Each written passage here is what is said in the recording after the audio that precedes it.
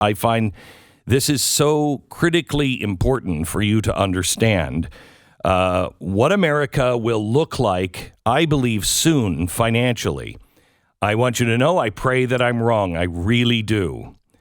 But there is just too much hard evidence out there to put your faith in man. We have to find our faith and our hope in God.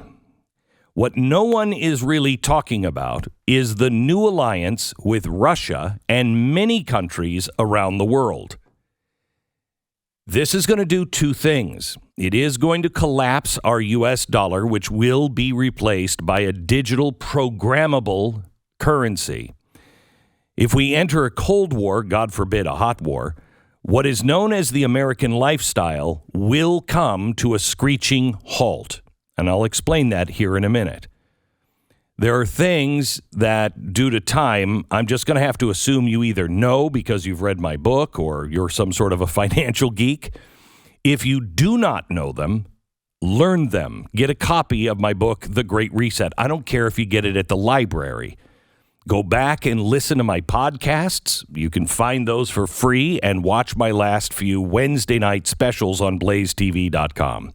They're also available. Some of them are also still available at youtube.com. Just search for Glenn Beck and Blaze TV. A couple of things you need to know. I'm going to assume you do. Modern monetary theory. That is printing money at as much as you want and to control spending, meaning controlling how people spend that money to curb high inflation. That's how we're operating now, modern monetary theory. ESG, it's the public-private partnerships that will punish those who will not play the game on global warming, social justice, or being told who and how to hire in your own business. Things are moving so quickly now. I want you to listen carefully to me. There is coming a time where I don't believe I'll be able to say the things in which I believe. I will never say the things that I do not believe, but you will need to know these things. You're going to need to do your own research, remain calm and peaceful. Most importantly, listen to him in whatever way he speaks to you. God is speaking to people right now. And you know what I mean. He is speaking to you if you are listening. Through coincidence, my wife hears his voice through scriptures. She, is reading and she's like, there's the answer for me. Through dreams, through promptings, but he is telling you what you are supposed to do. If it's violence, you know that's not from God. If it doesn't make sense or it's really something you really, really don't want to do, most likely it's God. But do whatever you are hearing, do it with exactness and do nothing more. Just wait. Here's what's coming. The global financial system is about to fundamentally transform. And no matter how it all shakes out, the dollar will be gone. And whatever replaces the dollar, our lives will not be the same. Your purchasing power will be weaker than it is today. And I believe we have a matter of months, not years, before this takes place. I don't know. I'm always wrong on timing. But I believe this could happen by the end of the year, depending on how things go in Russia and Ukraine. So what's happening? Well, let me just give you a quick history. We've already gone through two radical changes just in the last 100 years. Bretton Woods 1 happened in 1944, and that's where the global community pegged all international currency to the U.S. dollar.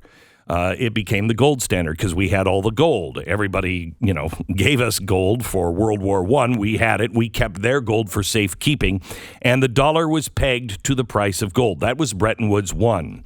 Bretton Woods 2 happened in 1971, and again, when the global financial global financial system changed when Nixon took us off the gold standard. Now, the dollar was still the world reserve currency, but it wasn't backed by anything at all. No gold or any other commodity. It just carried some mysterious value. Well, the world began to question the dollar. And so what we did is we quasi-pegged it to the price of oil. When inflation became bad, and this is really important, when inflation became bad, meaning we printed too many dollars because we wanted to spend more, we corrected it from the 1970s into the 1980s. In the 1980s, under Reagan, Volcker raised the interest rate to almost 20%, which hurt us here in America for a time. But it gave the world confidence that the dollar was solid and we would never let it spiral out of control. But in 2008, we did the opposite. And by 2010, between 2010 and 2014, they knew we were bailing everybody out. We were printing money to make everybody happy at home, to make the stock market go up. And everyone knew this was wrong and wouldn't work. I should say everybody in the elite sector. They knew it wouldn't work. And so the world began to look for a new financial system. That system has been found. It has been developed. And the time to turn the key to start the engine is now or very soon. We are now in, and if you look this up, if you think I'm a conspiracy theory or whatever, look it all up. Go to the IMF. Go to the Federal Reserve. Just do a Google search for Bretton Woods 3 and only look at the original sources, the Treasury, et cetera, et cetera. No one is talking about this, but a few years ago, I did a chalkboard where I said the last thing that will happen is a trust implosion, where the world will no longer believe in anything anymore. They won't know what to trust. And when that breaks down on all levels, it would be the end of capitalism as we know it, and it would usher in something that Joe Biden just announced. You know, we are at an inflection point, I believe, in the world economy. Not just the world economy, in the world. It occurs every 3 or 4 generations. And now is a time when things are shifting. There's going to be a new world order out there. Okay. And we've got to lead Stop. it. A new world order. A new world order. This is one of the biggest announcements in my lifetime. And people pretty much yawned through it. A new world order. Don't go to anything, nefarious. I mean, I think it is nefarious, but you don't have to go there. Just understand what he's saying. It happens every 3 or 4 generations, roughly 100 years. We're actually on a cycle that is about 50 years. Bretton Woods 1 in 1944, Bretton Woods 2 in 1971. But that is what he's talking about. That it goes, it happens every couple of generations, where we change our financial system. Now, he's talking about a new world order, but one of our enemies and one of Russia's new allies is talking about it as well. Iran's enemies, I'm quoting, Israel and the United States have an expiration date as the new world order is upon us. This is coming from General Hossein Salami, which, you got a name of Salami. Anyway, he's the commander-in-chief of the Iranian Revolutionary Guards. Now, that's the one that we're thinking about delisting as a terrorist organization. Again, they have an expiration date as the new world order is upon us. They've been meeting with Russia, China, and everyone else. There is a new Axis power that is being formed. Okay, now this is not just about our dollar. It's about everything that we know and how it works and how we work. The free market will be replaced with stakeholder capitalism. Don't let the second word in that confuse you. It is not capitalism. Companies will not be free to make their own decisions. They will be coerced to follow the ESG playbook. Don't believe me? Again, here's Larry Fink. Well, behaviors are going to have to change, and this is one thing we're asking companies. You have to force behaviors, and at BlackRock, we are forcing behaviors. Got it? Mao once said, "There is no construction without destruction." And that's what's happening right now to the world's financial system. And it is being played out as, I believe, planned, because they knew it was all going to fall apart. They were just waiting for the reason, if they were ready, to bring it on naturally. So let's talk about the destruction before the construction. What would allow something like this to happen? Actually, that's not good enough.